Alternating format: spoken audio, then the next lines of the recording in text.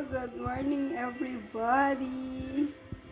Namili si Kim. Ito yung mga pinamili niya.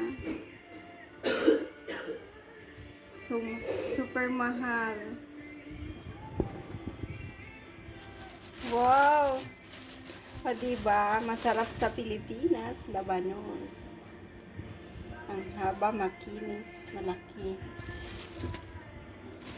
O, diba? Para may ma-vlog tayo. Okra, madulas, masustansya. Sitaw, mahaba, fresh na fresh. Sibuyas, tama lang ang laki. Tama lang ang bilog. Bawang, maputi, makinis. Kamatis, pampaganda ng kutis. Siling green, mahaba, makinis, maanghang.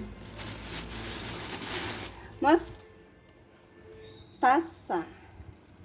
masarap ito sa mga gulay-gulay. Mukhang magsisinigang si Kim. And gabi, wow. Sinigang nga ang gagawin niya sa buhay.